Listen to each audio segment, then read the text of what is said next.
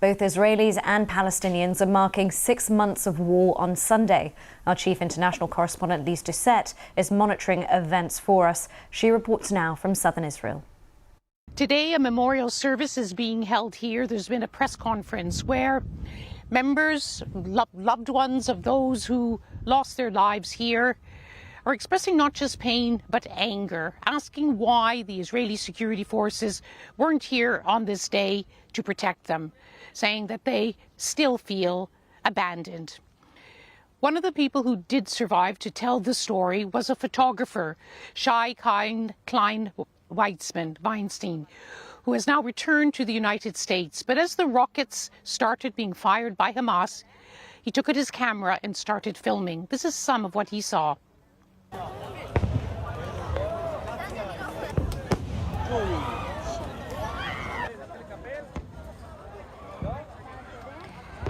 And Shai Klein Weinstein joined us earlier from the U.S. city of Denver. I was at my first music festival. I wasn't expecting it to end with us driving by gunmen and over corpses.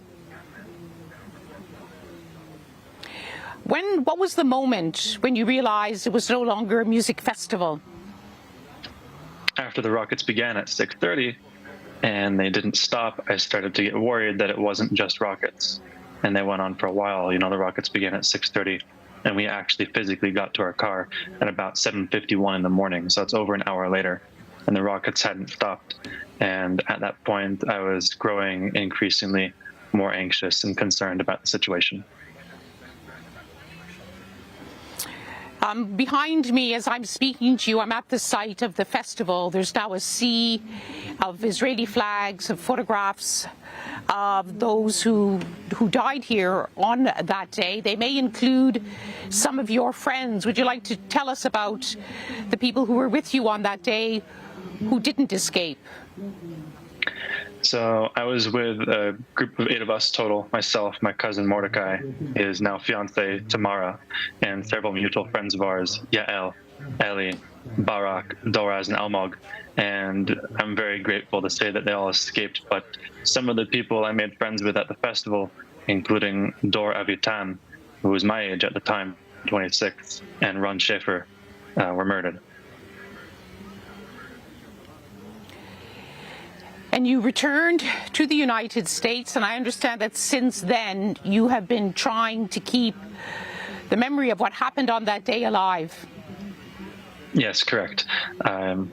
Israel is still my permanent residence, although now I've been away from the country the exact same amount of time as I've lived there. I moved there last April.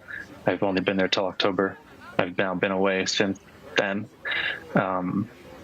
And I've been going to university campuses across the country. I've been to 157 different cities since November. Canada, the US, East Coast, West Coast, all of the above. Sharing my photos, my videos, my story, and just letting people know what happened to us and letting people know that even though this horrible, tragic thing that occurred to cause us terror isn't gonna keep us down. And how do people react to you and the stories you tell? I've had a mostly positive response. I've had a few instances where I've had protesters, but most of the time, very warm reception. Audiences from 5 to 500 people. I've even had people who are pro-Palestinian come see me speak. I've had Palestinian students come see me speak. I've had Black Israelites come see me speak. People who don't know anything about what's going on, who just want to hear more. And many people are sympathetic and interested in hearing what I have to say and having a very reasonable discussion. And that was Shai Klein Weinstein, who was here during those horrific events of October the 7th. That day shook Israel to the core and shocked many around the world.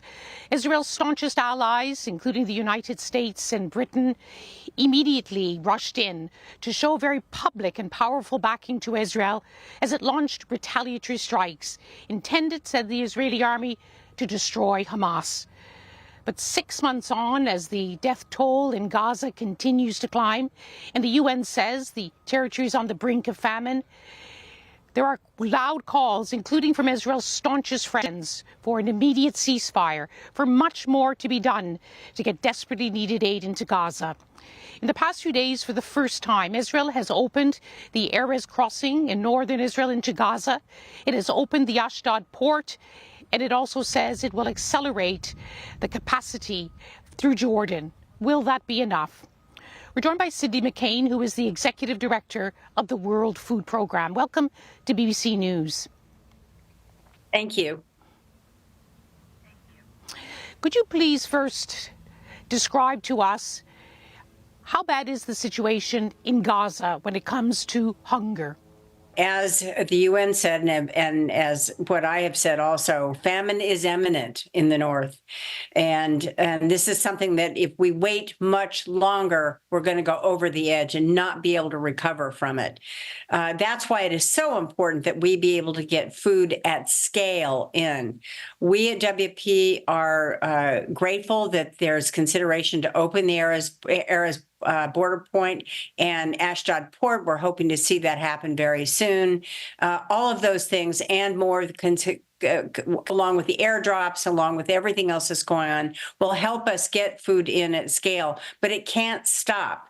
It can no longer be a dribble of 7 or 8 trucks a day or 7 or 8 trucks a week. It has to be multitudes of trucks and quickly. There have been calls right up to the top of the United Nations that while welcoming these new moves, saying that all of the crossings should be open, and if not, that it will still be difficult to get the amounts of aid in that are needed. Is that also your view? That is absolutely our view. We would like every gate open. We need to get food in and get it in at scale, as I said. We can no longer wait to be considered or wait to see if our drivers are cleared or wait to see if they're, if the checkpoint's actually going to be open. We need to get in now. Children are dying. As we speak, they are dying of hunger. That's why it is so important that we do what we do best, and that is take large amounts of food in and feed those who are desperately hungry. As you know, those who are delivering the aid also feel at risk in the wake of the killing of 7 aid workers with World Central Kitchen. Some aid agencies suspended their operations. Do you feel it is still safe for your WFP staff to operate, and are they still doing so? Well, this is dangerous work, no matter how you look at it. But we at WFP are not going to halt or suspend any of our operations. We continue to do the best we can to get aid in. Again, these new openings and these new ports, et cetera, if we do get them to scale and get them operational, will be of great help. But we should have done it a while ago. This is something that has allowed the northern part of Gaza to simply die. And so for those of us at the UN that work on humanitarian principles and believe in delivering food and aid in a principled fashion, we feel very strongly about how much needs to go in and why we should be in there. And once again, aid workers should be safe. It was unconscionable that WCK was hit. It's a terrible situation. But let me say, there's been more aid workers than just those that have been killed, and we're sorry for all of them. But we have to keep going. We have to. You remember that in the early months of this war, you criticized what you described as the insane bureaucracy, the number of security controls that Israel has imposed that in effect hold up the delivery of aid. Has that improved? Has the process become smoother? The process has become smoother, yes. It's still not 100%, but let me say it is much better than what it was. A lot of the confusion, because we only had one opening at that time, and it was Rafah. So it wasn't just WFP trying to get in, it was hundreds of other agencies trying to get aid in, and there was no real controls on it. Now I can say that with regard to UN aid agencies, we go through Kerem Shalom, we try to make it up the fence road. Again, that's why we need other openings further north, so we can get our trucks in up through there and get directly to northern Gaza. Cindy McCain, one of the world's biggest aid agencies, struggling to deliver aid to people who desperately need it in Gaza, welcoming those new steps by Israel, but like so many saying, much more needs to be done. Well, that's how it looks now on this day, which marks the 6-month mark of the Israel-Gaza war. We'll continue our special coverage here and across the region, but now I'll hand you back to London. That was Lise Doucette. Well, our international editor, Jeremy Bowen, has also been covering the war since the very start and has returned to one of the kibbutzes in Israel that was hardest hit by the Hamas attacks.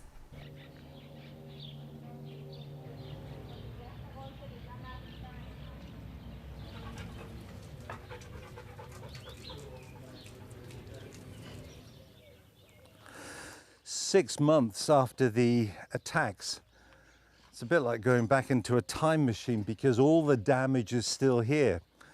And the reason for that is that in this kibbutz near Oz, 1 in 4 of the population of more than 400 people was either killed or taken into Gaza, which is about a mile away, the border, as hostages.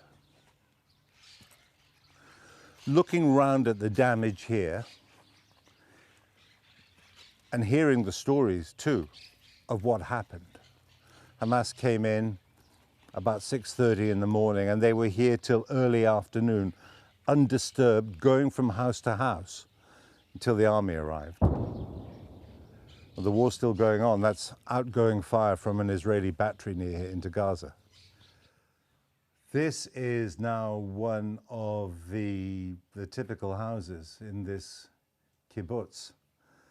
Abandoned, burnt out, 6 months on, it still smells of burning. On the sofa over there, there's some neatly folded laundry, perhaps done the evening before, October the 7th. Going around this place, you can understand why Israelis believe very strongly that they're fighting a just war in Gaza. Of course, their allies feel the same. Their quarrel is with the methods that Israel has been using that have cost so many innocent Palestinian lives. And as for the family who lived here in this house, they're dead. There's also a long read by our international editor, Jeremy Bowen, on the BBC News website and app, so we do encourage you to read that as well.